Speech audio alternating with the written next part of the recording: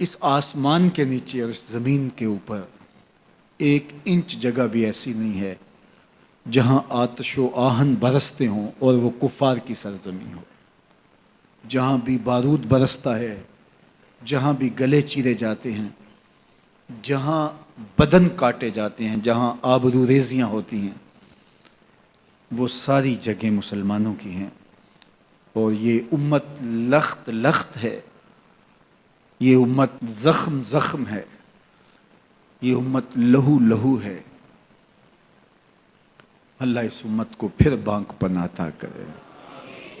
ایک وقت وہ بھی ہم نے دیکھا کہ ناہید نامی ایک لڑکی نے پکارا تھا دیبل کے ساحل پہ. اس کی پکار پر محمد بن قاسم اللہ کا قہر بن کے آیا. راجہ داہر کی جھوٹی حکومت کو تاخت و تاراج کر کے رکھ دیا اور اپنی بہن کی آبرو بچائی. اور آج کتنی بیٹیاں کسی محمد بن قاسم کو پکار رہی ہیں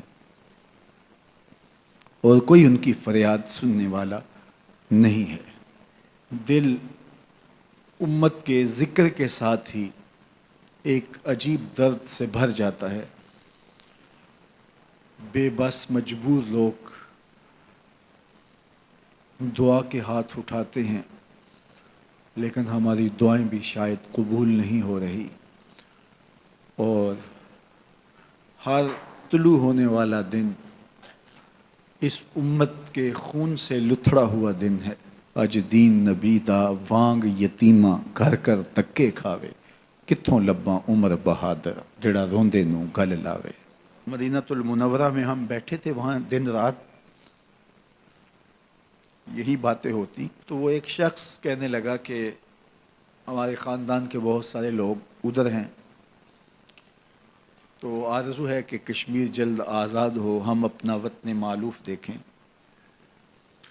اور میرے والد بوڑھے ہو گئے ہیں تو وہ اپنے بھائیوں کو، اپنی بہنوں کو وہاں جا کے مل سکیں.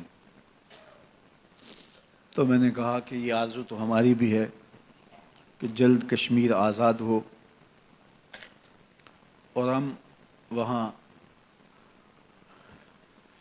ڈل جھیل کے کنارے کھڑے ہو کے پاکستان زندہ باد کا نعرہ لگائیں. ہم حضرت بل پہ حاضر ہوں اور حضور علیہ السلام کے منہ مبارک کی زیارت کریں. ہم حضرت شاہ ہمدان کی چوکھٹ پہ حاضری پیش کریں.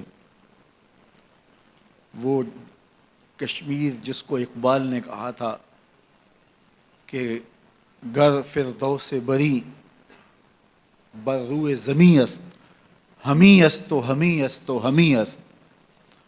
اگر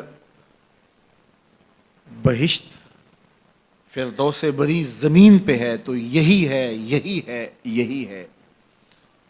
تو ہم اس بستی کو دیکھیں جن کے بچھڑے ہوئے عزیز وہاں ہیں. اللہ ان کو بہت جلد وہ وادیاں دکھائے، وہ اپنے گھروں میں پہنچے، وہ اپنے آباء و اجداد کی قبریں جا کے دیکھیں.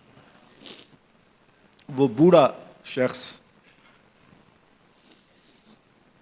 سید علی گیلانی اور وہ مجاہدین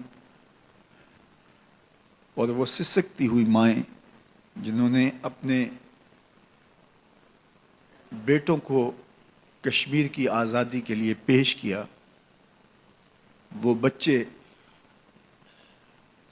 جو یتیم ہو گئے اور وہ بیوائیں جنہوں نے اپنے اجڑتے سہاگ دیکھے کشمیر کے لیے، اللہ ان کی آنکھوں کو ٹھنڈا کرے، اللہ ان کے دلوں کو قرار بخشے اور ان کے